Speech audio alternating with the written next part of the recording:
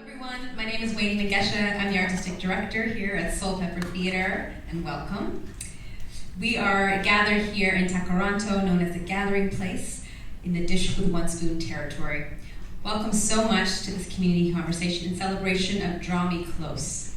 This community conversation is sponsored by the TD Ready Commitment, so we want to thank the TD Ready Commitment for sponsoring this community conversation and all of the community conversations that will be happening in our season.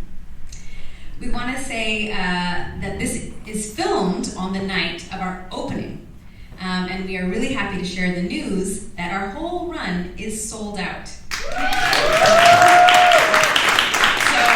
we're starting off in a great way, and we're feeling really energized, and what we really wanted to do with this community conversation is get a chance for you to sort of peek behind the screen to really hear from these incredible makers and thinkers and industry leaders, and get a sense of the journey that they've been on. It's my great pleasure to introduce you to them now. Starting with the creator and writer, Jordan Tannahill. Come on up here. Jordan is a playwright, a director, an author. He's been described as one of Canada's most extraordinary artists by CBC Arts, and the enfant terrible of Canadian theatre. Yes. While being wildly celebrated as one of Canada's most accomplished young playwrights, filmmakers, and all-around multidisciplinary artist by Toronto Star. His plays have been translated into 10 languages and presented across Canada and abroad. He has twice won a Governor General's Award for drama, in 2014 for Age of Minority and 3 solo plays, and in 2018 for his 2-play volume, Bocelli in the Fire and Sunday in Sodom. His debut novel, Liminal, was named one of the best Canadian novels of 2018 by CBC Books, and won France's 2021 Prix de Jean Libraire. His second novel, The Listeners, was published in August 2021 by HarperCollins. It's currently shortlisted for the 2021 Giller Prize, and we're all crossing our fingers for Monday. Welcome, Jordan. I'm going to introduce you to the producer from the NFB now, David Oppenheim. Come on up. David is a producer at the NFB Ontario studio, where his recent credits include Draw Me Close, Agents, The Book of Distance, The Space We Hold, and High Rise, Universe Within. His productions have won multiple Webby Awards, Canadian Screen Awards, and a Peabody Facebook Futures of Media Award, and premiered at major festivals including Venice, Tribeca, and Sundance.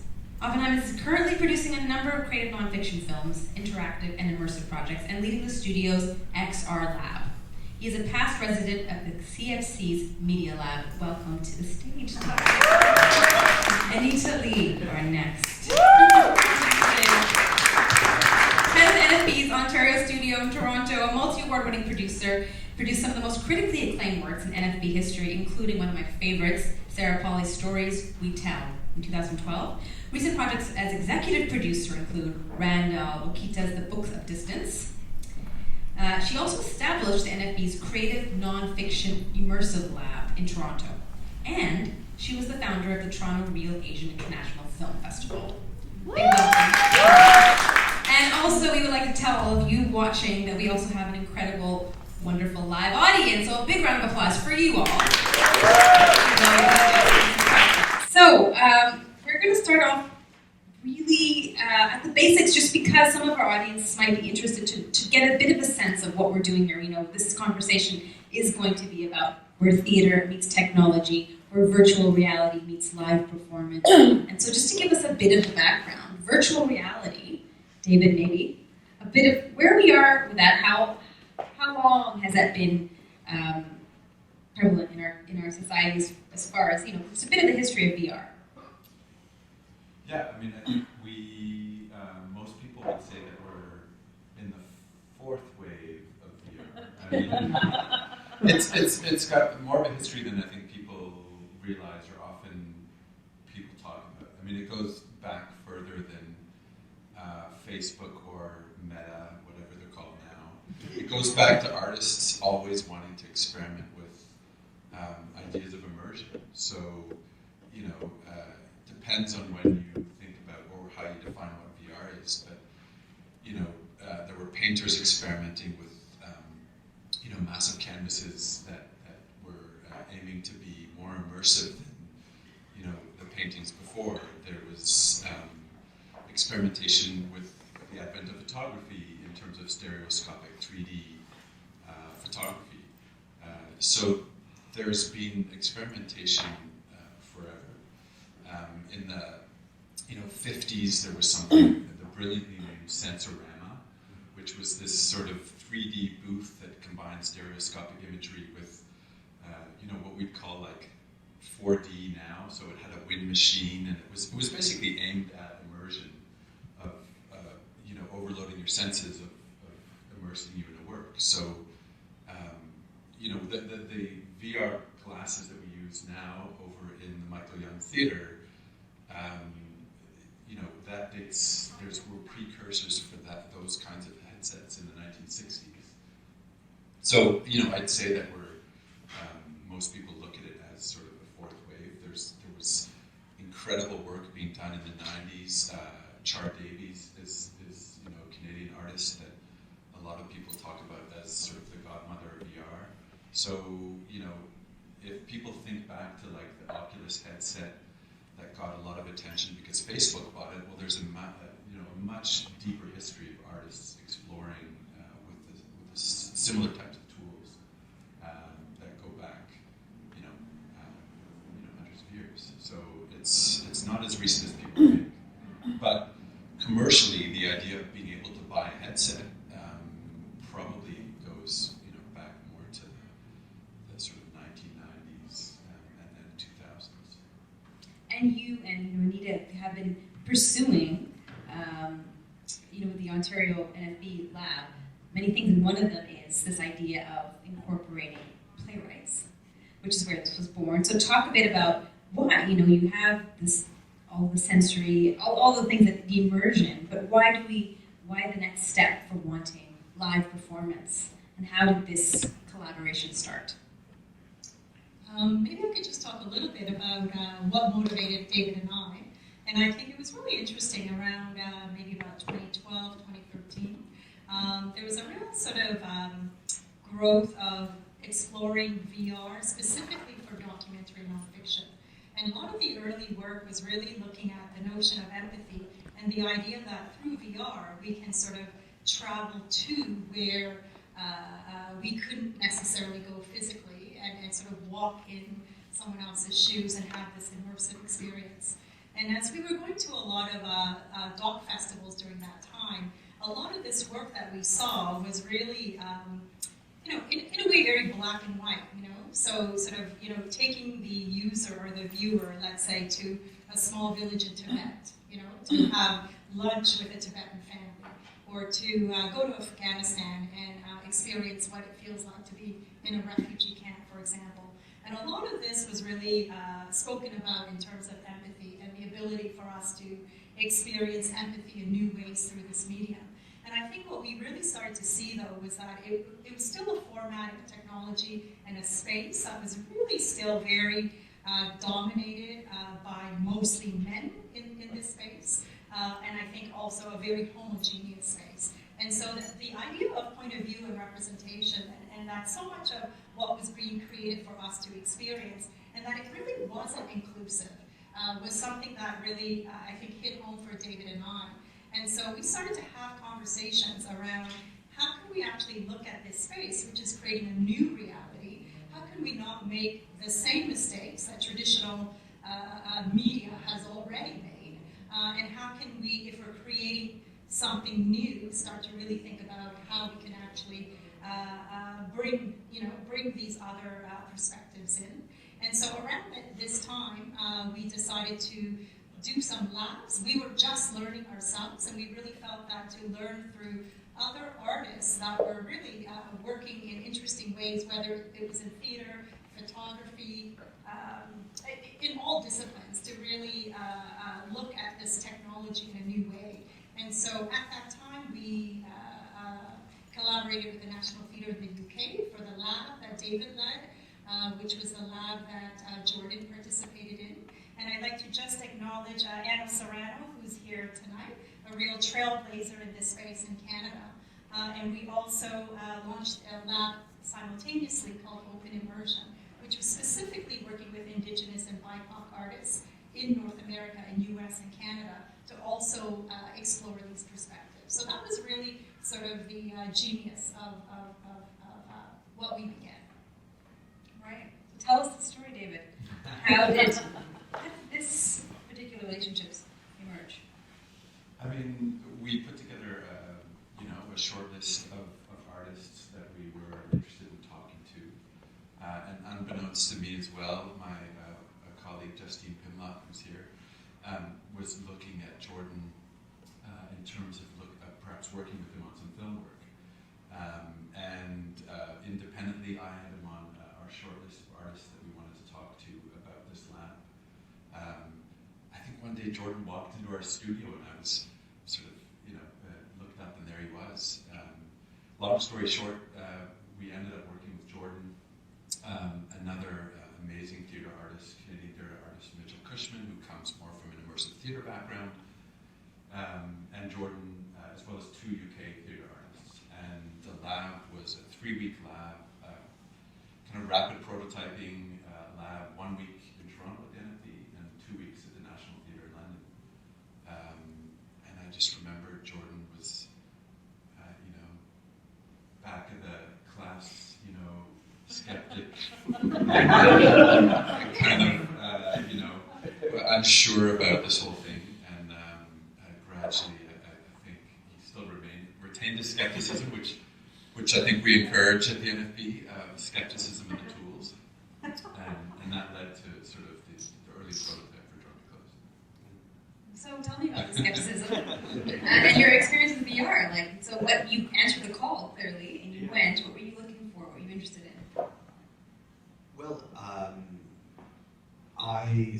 just to speak first about the skepticism. I mean, I think, and also to kind of riff on what Anita was saying about the kind of proto nature of a lot of the work, documentary or otherwise, that we were seeing as part of the lab. I think, I was seeing a lot of work in VR that was made at the time. This was half a decade ago now, so this form is rapidly advancing. But to speak of the work I saw at the time in the lab, for me it felt like I was seeing the form replicate a lot of the same sort of mistakes as early cinema, particularly around documentary, around sort of, it was almost like the spectacle of being there was enough. It felt like there wasn't sort of a layered, nuanced relationship with subjects or access or thematics, and indeed in the narrative mode or dramatic mode of storytelling, didn't feel like it was really accessing the layers of human experience that we want from great art. It felt like it was still very much about the gadgetry,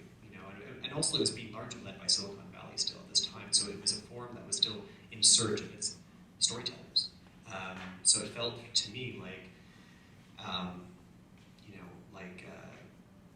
like experiences you get on an app or something, or just like very kind of surface, not nuanced, not searching kind of material. So I thought, okay, well, this for me feels a little bit gimmicky, perhaps, if I could, summarize it in a word, maybe. And there were pieces that stood out. There were exceptions to this, but by and large, I felt like this was maybe a bit of a gimmick. And certainly, when brought to bear on theater, which is an ancient art form that is pretty hard to improve upon. Let's be honest. There's a reason why we've been doing it since we're a sentient species, and we'll continue to, until we're made ourselves extinct. But I think we, I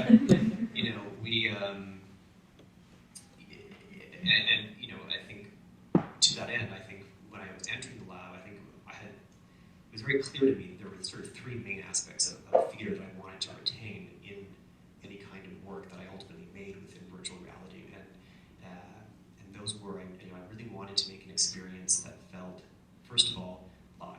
It had to be a live experience. There had to be events unfolding in real time, and such that when you experience the piece, it would be a different experience than the person who went after you. Just like an actual theatrical performance. It had to be also an embodied experience. So a lot of the VR that I was experiencing at the time in the lab, you were essentially a floating head. You put the goggles on, and you might as well have been at home, or you could have just been, it was, you could have been a floating head in a jar. There was no sense of your body as something, or the body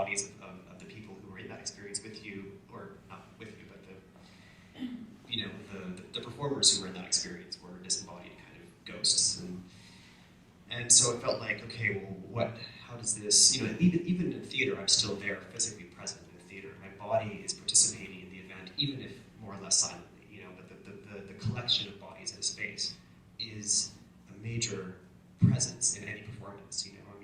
We, as an audience member, co-create a performance with the actors on stage. It's a dialogue. So I think for me, it had to be embodied, and then the third aspect is kind of what I'm referring to just now, is it had to have the sense of relation between the performer and audience member. It had to have a sense of the communal. Even if the communal was only two people, in this case, in the show, there's a bit more than just two, but it had to be, that kind of sacred exchange between the audience and the performer had to be intact. So those three things felt like the kind of non-negotiables in a way. And I think it was helpful for me to kind of retain both that skepticism and also that kind of position of like, okay, well, if we're going to make a theater piece within VR, it has to be a theater piece still. It has to retain at least those three elements. So, yeah. And you guys are, I sound very ornery now, but I think, you were so, I think, open and willing to see where that led. Well, I'm sure that's partly the experiment, right? Is to push Yeah, it that forward. was the point of the lab. Mm-hmm. We didn't start out saying this is where we have to end up. It was more about questions than, so yeah. And I think we selected in the end artists who, to one degree or another, had a sense of skepticism, or just, were not attracted by the shiny jewels. We're sort of looking at, well, what are the actual true, affordances is one term, or just, what does this medium bring or enable us to do as creative makers? So, yeah, it was the point, and he was never ornery. He was just asking questions. Just the on telling, wasn't it? That's right. Yeah. He shows up on time. And do you think, like, some of the dreams he had as well, were those some of the things we were searching for, as far as some of the nuance and some of the things that he was hoping to bring to the form, but some of the things we were reaching for as well, as far as storytelling? Yeah. I think all of the things that Jordan just mentioned, were perhaps where, in the initial idea of why create a lab between, a film and interactive media, public producer that had been making work, since the 1939. Why start to work with theater artists? It was because there was something that we saw perhaps in theater, maybe other disciplines as well, but we started with theater, where it was interesting, I think, to us as to what theater makers could bring to in what we felt was an interactive medium of virtual reality. I think we still haven't made a piece of 360 film, I think, because 360 film for most people have experienced is something where, you put on a headset or you use your phone and you can look around, but you don't have any agency other than where you look. So we felt that virtual reality for us was an interactive medium where one of the affordances, or the things it did well, was giving the audience or participant agency, and so theater seemed to have some built-in affordances of its own, like bodies moving through space that seemed to perhaps work well with virtual reality, or to have these kind of intersections that were going to lead to interesting things. So the things that Jordan was looking at were sort of precisely what we were hoping to sort of bring into the medium and that cross section. I think what was also interesting for us is that when we first started exploring VR ourselves, we really realized that the use of space in the creation is really quite different from the way that you approach space in film. And that sort of use of space was what was really challenging for filmmakers who had not worked in a different kind of medium. And it was really interesting when you bring in artists from theater or dance who do really approach and have always understood the space in a different way, to actually come inside a virtual reality space and start to imagine how you can move. And we started to really understand that movement within it and anticipating how others will move through that space really plays a key role in how effective that experience will be. And that's not something that filmmakers are actually experienced with. So it was really interesting to bring in artists that have worked with performers and space and interactivity. Mm-hmm. And that's so interesting to me. I mean, you now have played this at Tribeca and Venice and made some waves. But it's interesting, Jordan, you've now seen this in front of a film audience and you've seen it in front of a theater audience. And there's been quite a difference, right? What you've noticed? Yeah, there can be. If I was to generalize, I would say that sometimes, and this is definitely to generalize, but I would say that sometimes theater audiences have a exposure or a certain kind of inbuilt vocabulary around immersive performance experiences that maybe film-going audiences don't. So, for those who have seen interactive theater, immersive theater, site-specific theater, there's that actually bears a lot more in common with certainly what we convey with Draw Me Close than, say, a conventional cinema audience would be used to. So yeah, that just to kind of say that the counterpoint to Anita's point is actually audiences as well. Theater audiences have a little bit more grasp on how to kind of deal with narrative unfolding in space as well. Mm-hmm. I mean, to the extent too, when we presented it as a work in progress at Tribeca, it was part of the Storyscapes program, which I think that may have been its 10th or 11th year. So, within the film festival, it was part of Storyscapes. So you get an audience that is sort of self-selecting towards something where they're attending a strand of the festival that's experimental, that has new forms of storytelling. Venice in 2017. We were the only piece at the time after 11 years which had live performance in it. So that was the first time at Tribeca where there was a piece that was combining virtual reality and a live performer within it. Yeah, and then I think that was April, and then in the summer at Venice, I think there was one other. It was Alice in Wonderland, or a take on Alice in Wonderland that had a live performer. But both of those are instances where Venice, this sort of oldest film festival in the world, had decided, okay, we're going to present virtual reality.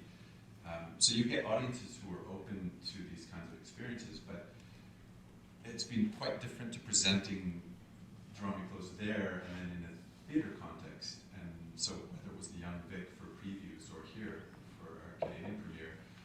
And I think part of it is around the sort of rituals that we associate with certain spaces when we come into them, and how we're primed for certain experiences. But I think it feels like this is the kind of right space for this piece, a theater space, a black box, a place where people are coming to, a certain place that has those rituals of live performance and live theater.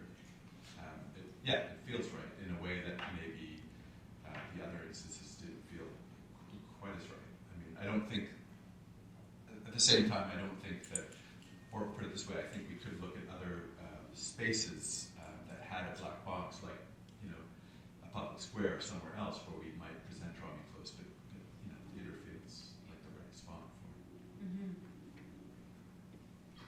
Yeah, the thing that I wouldn't mind talking about is how we got from that lab to these audiences. I feel like there was some interesting stuff in between, but particularly about I feel like I've spoken about my skepticism around the form and around but I feel like, to your point, David, about what VR does uniquely, I think in that lab I also found, what if I'm going to make something in this lab for a theatrical audience or a theatrical context, what is it that VR does uniquely better than any other medium? Mm-hmm. And for me, I found, there's a few things, but for me, the purposes of the story that I was seeking to tell, one was the ability to kind of replicate a kind of memoryscape or dreamscape in a sort of immersive manner.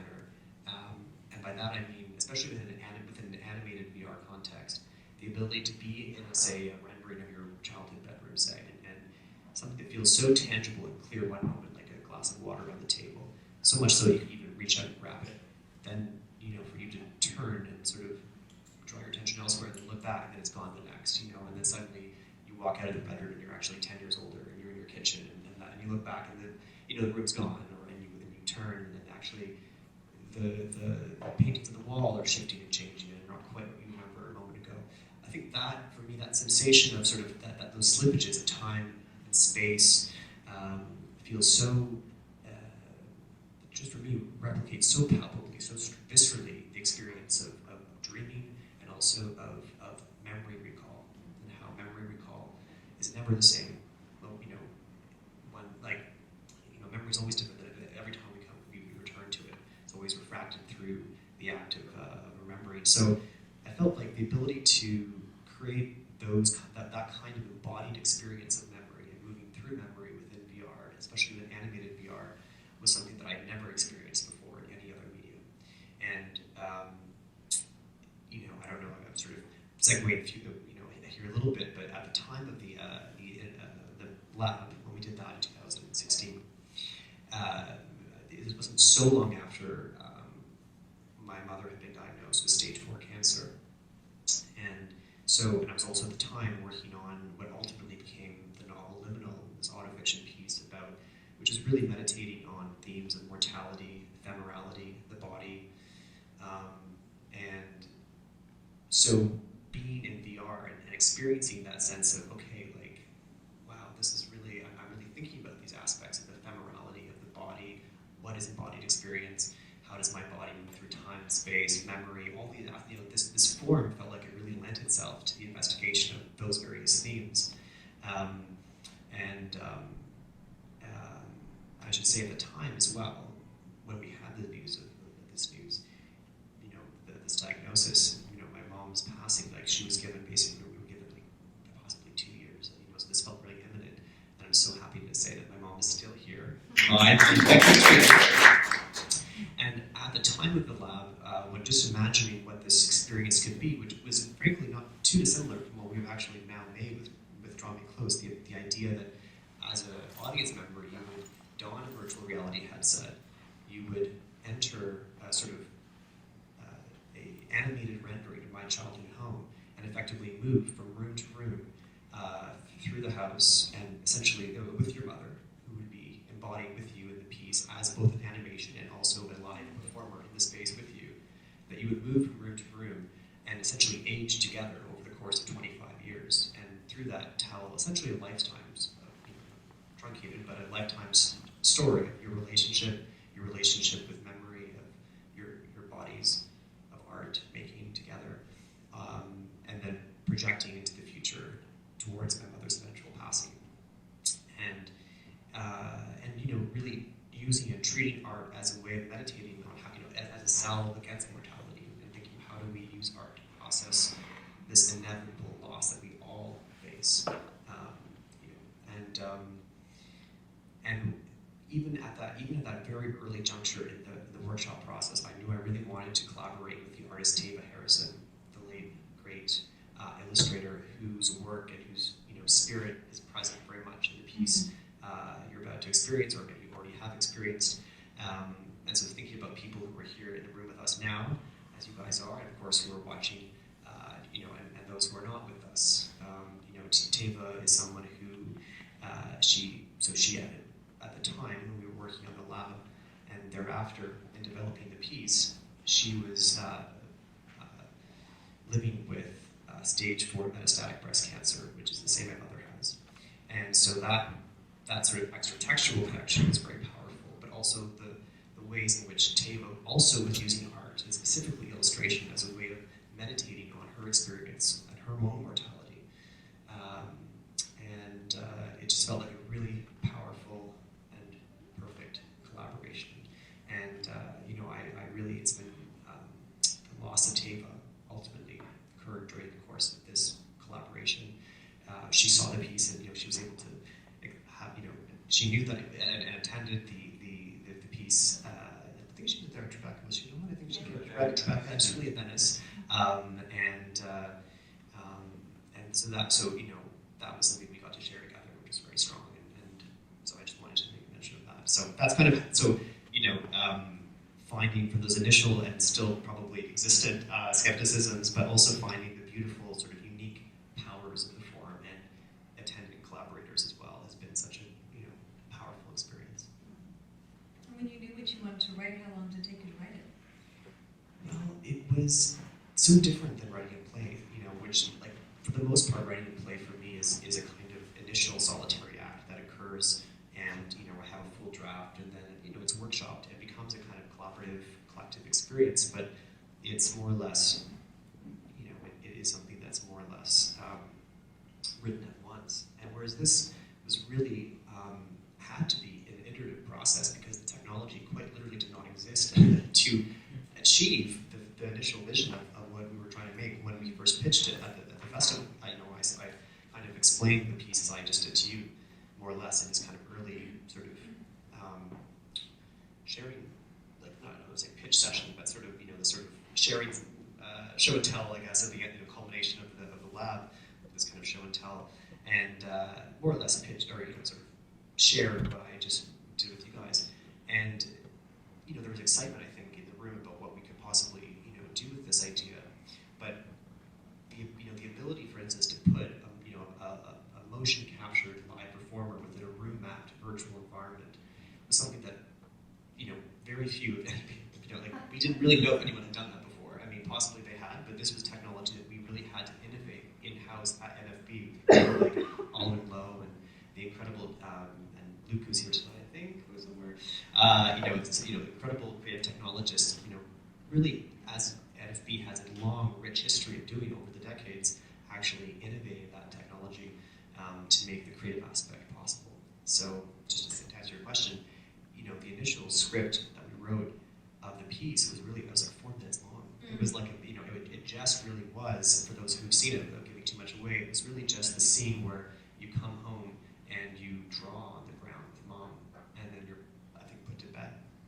And then there's the sort of the altercation that happens thereafter, and that's it. That's the whole piece. That was the sort of 4 minutes that we shared at Tribeca, and then we sort of elaborated on that for Venice, and we elaborated on that for the Young Big Theater, and we've now elaborated on it for Soulpepper, and it feels like now finally with the NAC, thank you so much for the NAC's support of this, and also SIRTs and so many other amazing partners, including Soulpepper. I feels finally, I think we agree that this feels like finally the feels complete. So it's been unlike any kind of writing process or directing process I've been engaged in before. Right. And just to pick up on the skepticism of Jordan Tannahill, it's been a gift also for Canadian theatre, right? He wrote a book in 2015 called Theatre of the Unimpressed, and it talked about what we have to look forward to and what some of the limitations might be and what we might have to consider as a theatre ecosystem. Just to read a little quote. We've been conditioned to understand how plays are meant to be, an Aristotelian narrative unfolding over 2 hours with a 15-minute intermission in between, but the internet is reconditioning us to experience narrative in increasingly new ways. And theatre has to reckon with that. Do you think that you'll be back with some work? Do you think VR's got you and that this will be something else you'll be pursuing and other technologies? What do you think? It's funny, I think, like,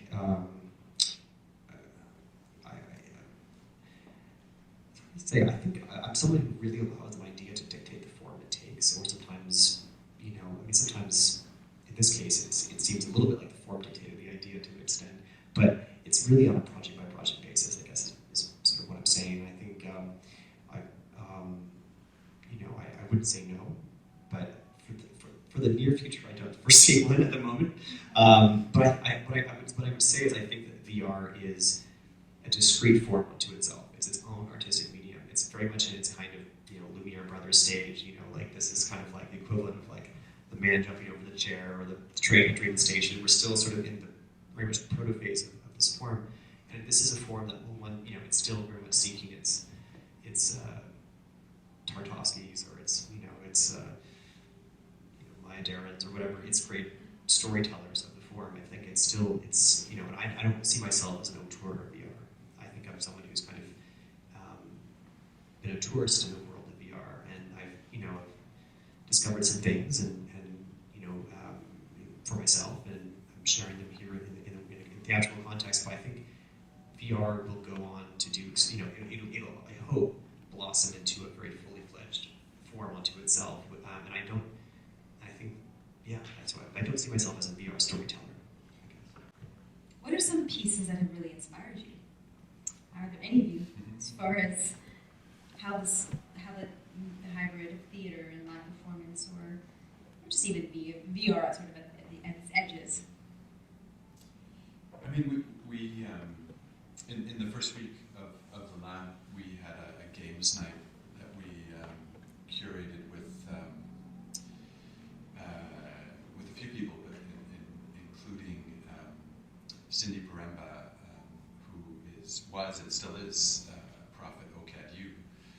And so we looked at the time we looked around and we didn't see other live theater sort of VR hybrids. So we put in front of the artists, games or interactive media that we were familiar with that inspired us. So, for example, for me, I just wanted all of the theater artists to play a game called Journey, for example. And Journey is a landmark kind of narrative piece. It's just an incredibly beautiful video game, but it's not what you'd think when you talk about a video game. It's full of surprise, emotion. It's largely a linear story, but you have agency to explore the world. It's quite simple in its structure, but it's incredibly beautiful. So we put those kind of games in front of the artists, and there's a beautiful shot of Jordan in front of a video game console, and the beautiful desert landscape of Journey is behind them. There were other work that we couldn't play, but we could talk about, sort of locative theater, technology hybrids by a collective of artists in the UK called Blast Theory. And some of these references were sort of, for me, discovered through when I studied new media at the CFC, the Canadian Film Centre's Media Lab. So a lot of experiences like that, I think, were references for me as a creative producer and as someone who was wanting to show some of these artists who maybe, some of them had played video games, not all. So those were some references. My references are mostly, my references were mostly live art, was performance art. Yeah. So it wasn't, for me, it wasn't video games or other VR experiences. For me, it was like Adrian Howells, the great late UK performance artist, live artist. He has this amazing piece called Foot Washing for the Soul, which was so it's actually the one-to-one performance tradition of live art that I was mostly interested in relation to art, what we were making with Draw Me Close. And Adrian's piece, Foot Washing for the Soul, was this very powerful piece where he essentially just washes your feet as he speaks to you, as he talks to you. And like that's the whole thing. It's just you come in, you sit down, and he washes your feet and anoints it with oil. And it's very obviously, there's very clear biblical allusions here, but it's this idea of caretaking and touch, intimacy, and proximity, and sort of performative gestures of care, but also literal, performance of care. His work, is kind of seminal in the world of live art, one-to-one performance experiences, and so it's kind of like bringing that sort of lexicon of performance work. I mean, I can mention many others, but to bring that to bear on this kind of, which is perhaps the most kind of simple performance experience you can possibly have, right? It's like there's no lighting, there's no scenography, there's no, there's nothing, and bringing that to bear on this kind of, quite vanguard technology, and that for me was really the essential element, I think, of at least initially pre-COVID of Draw Me Close, was the sort of the bridging of the technological with the corporeal, with touch and proximity and intimacy. And that was like the interesting thing about bringing these four artists together with creative technologists, with people from different disciplines, is that there were different references. So people brought their previous practice and previous inspiration and mix it all together. And it's also the nice thing about a lab is it's not just, you're not creating one individual prototype. There are 3 other artists, 3 other the supporting teams, and so you get that sort of bouncing back and forth as well. Yeah, and just to augment what Jordan was saying, like I do really believe that sort of immersive storytelling or this sort of VR space, that it really is going to develop into a narrative space, an experiential space of its own.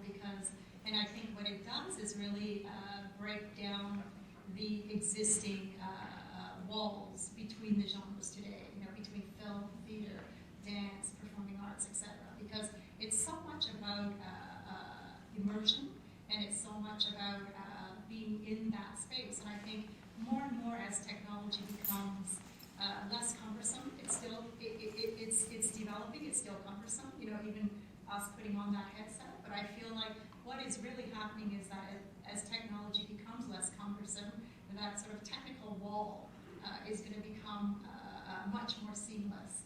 And it really does sort of become this space where you enter in a way and embody, and what does that look and feel like. And in some ways, I think it goes back to sort of early ideas of art and performance when we think about ritual. And so I think it's beginning an interesting journey. And I think to what Jordan was saying as well, I think we all, I think especially David, I know, who is more skeptical than I, and we were all very sort of skeptical moving into this space, and especially these ideas of empathy. But I do want to share, to say that I think it's a consequence of Jordan's, authenticity in the work that he did and the rigor that he brought to this work and craft. Where we were really surprised when we first premiered, even that sort of 4 minutes at Tribeca, we did not expect the kind of emotional impact that it had. And we were surprised and we were not prepared for it. And we realized that we had not created a space for people to actually have that moment that they needed after the experience. And it was echoed again when we presented the larger work at the Young Big Theatre as well, that going through our previews, people were so emotional coming out of that experience that one of the key feedbacks that we received was that we needed to create a space for people to sit with that experience.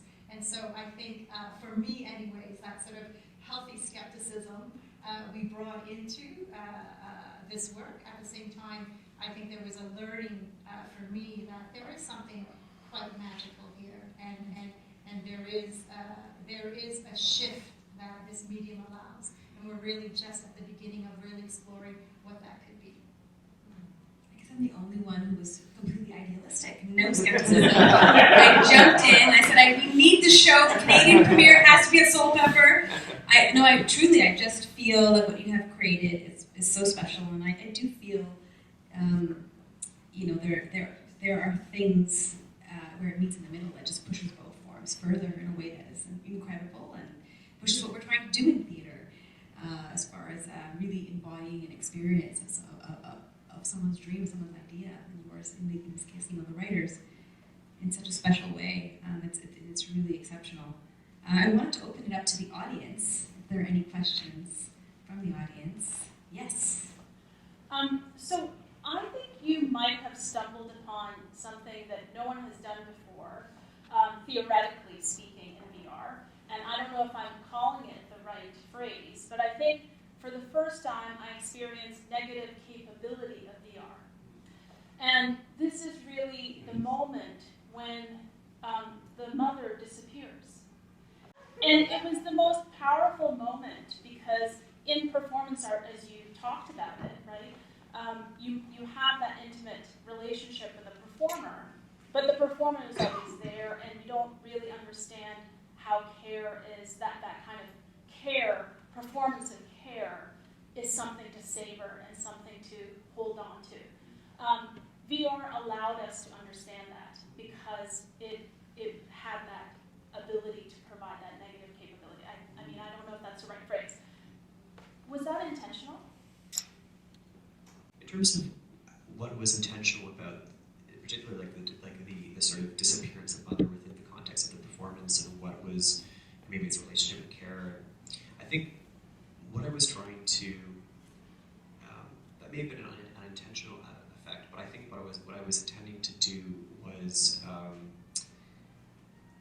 certainly initially throughout the experience, there are these. I was trying to evoke memory not just through visual sense, but also through sense memory. So the sense of our carpeted, or like our stocking feet on the carpet, or being tucked into bed, and the feeling of like the bed beside us, the depression of our mother sitting on it, or touching our feet underneath the covers, or just these the textures of childhood, of life, of intimacy, such that the absence of those, or the undrawing of it at the end, is something that we actually palpably feel in our body. We actually feel the sort of, in one version of the piece, the initial version, we actually are holding mother as she undraws and then disappears and then actually leaves our grasp. So that element was very, actually palpably, tangibly, a connection was made in that way. But I think we still managed to achieve that in this version, this altered post-COVID version. So the idea of what is present, what is absence, and sort of the presence of absence. The ways in which the absence of Teva is still present in this piece. The ways in which the mother's absence is still a present thing that that affects us, even in the ways in which she is manifest in the room, even in that final scene when she's not there. Actually, all the ways in which absence is made present is something that for me was really the kind of what I was trying to sort of affect, I guess, within the piece. Can I just add, to me, this is the best example of why artists need to work in VR, because no engineer, no technologist, and certainly not any of them right now working at Meta would even understand what you just said. and that was incredible, and we need that. We need to understand that, in fact, this world we're building that's supposed to be this metaverse is not the world we should be paying attention to. Thank you, Anna. Any other questions? Yes. Did the piece have to change a lot because of COVID? As I said earlier, the aspect of touch was very present in the piece initially. There is still that is retained in critical places in a sort of modified manner. COVID actually afforded us time to reimagine the work, and that was financially, as I said, supported by the NAC and Soulpepper, and we're extremely grateful for that. It gave us time to sort of imagine those moments in slightly different ways, which actually I think have actually strengthened the work ultimately. And the piece now, we actually added a few scenes here at Soulpepper in workshop, where we were here over the winter, I guess in the fall and winter, that I think worked really well and really sort of undergird a lot of the thematic concepts that I was mentioning earlier. So I think the piece, for whatever may have been lost because of this, proximity and touch, etc., that I was referring to, it's gained. I think it's dramaturgically more solid than it's ever been, and I think overall a stronger work. So we've made the most of it. We try to find the silver lining. Right.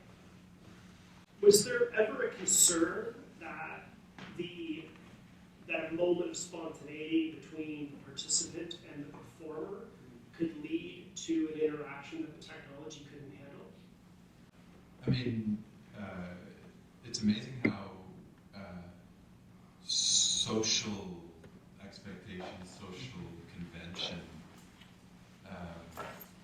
plays into the audience experience. I mean, it's amazing how compliant we are, really, with as far as when there's another human being in, an experience, another human being inside an animated world where you have agency. It's amazing what that presence of that other human being does. And so, we in balancing the agency that you give to your audience with, I think, our goal, and Jordan's goal of narrative storytelling, I think that's one of the biggest challenges, is how do giving the audience or the participant the agency that makes them feel that they are there, that they're, you know, they're embodied, that they can act, but also how do you balance that within wanting to create an experience that is an experience of a narrative. So yeah, I guess we always thought of that. You know, the technology, we're pushing to its limits. We had a couple of dress rehearsals, including with people here who shall remain nameless, who pushed the technology quite far. You know, including opening doors that they shouldn't have opened. But it's amazing how, you know, one of the affordances of live theater, of just having a human actor and talented human actors at that, kind of bridges that gap. And so, yeah, you can recover from a lot. You can sort of deal with a lot within character, within story. That's a real testament to our actors Yeah. who are being thrown a lot of crazy curveballs Yeah. sometimes. Yeah. And our incredible technicians who are also present in the piece, who are acting in a very much a kind of performative manner, in that they are present in that experience as kind of CSC partners, frankly. Yeah. But so I mean, it's happened, but I don't think the experience is any the poorer for it. Like it sort of asks for audience to see how they can act. I wanted to say, and this is kind of Bruce on your question earlier about what you brought up, theater being impressed. I think something I want to sort of mention is, like, you know, theater can be anything. Like, it can almost be literally anything we can imagine it to be. For me, one of the things I would say, as long as it's kind of a live experience on some level, for me, I can conceive of it as a theatrical experience. And I think that's I think is the thing that kind of is the through line into whether it's like an online play or a VR play or a site-specific play or an old-fashioned kind of, you know, big 2-hour play with a, you know, a 15-minute intermission. I think they all interest me on some level, and I think it's really a testament to Soulpepper that you are making space for all those kinds of plays. And, you know,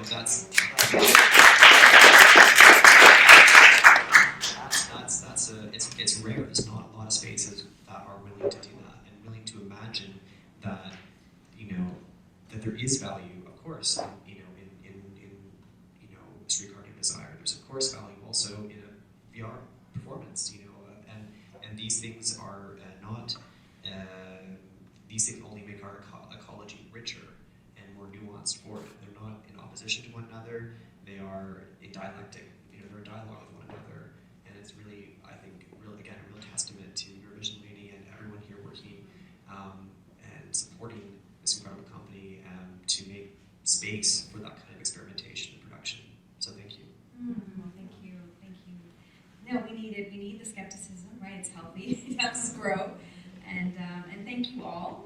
We are coming up to the end of this discussion. I do want to sort of ask one more question, just as Anita brought it up earlier, you know, that there are some questions around inclusion and pushing and accessibility, and just for all those artists out there who are inspired by the work you're all doing and who want to get involved in this medium, you know, are there some helpful advice? Where do we think we're at, and what are some of the things that we're striving for? Anybody want to mention?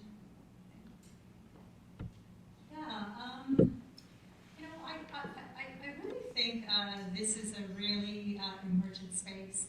It's a really great space, I think, for new artists to come into.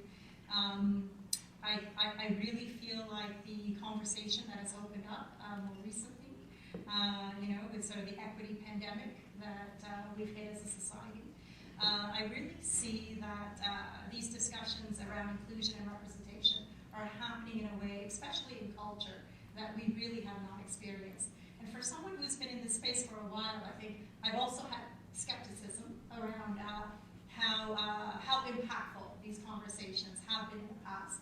But I do really feel like there's a real sustainable change happening. I feel that today.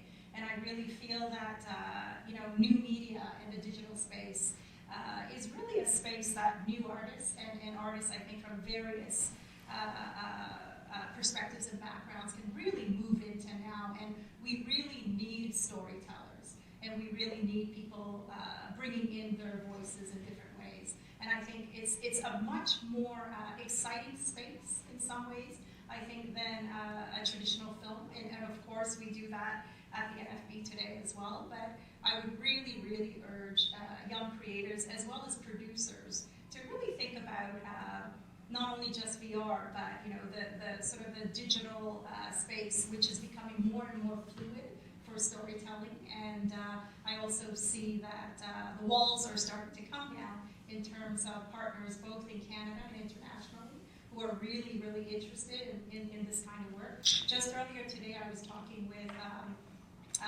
some potential partners in Milan who were really interested in some of this work. And so, yeah, I would just really encourage, especially young creators and new graduates. I know in so many great new media programs, Sheridan included, across Canada, to really take a look. Wonderful. Well, I want to thank you as well, Jordan, and thank all of you because, yeah, you're right. Theater is everything. Theater and the lifeblood of it is ideas. And this has been an exceptional idea and really beautifully executed. And we're thrilled at Soulpepper to be partnering with NFB and to be working with you, Jordan, making your debut here at Soulpepper. And thank you to this live audience. You guys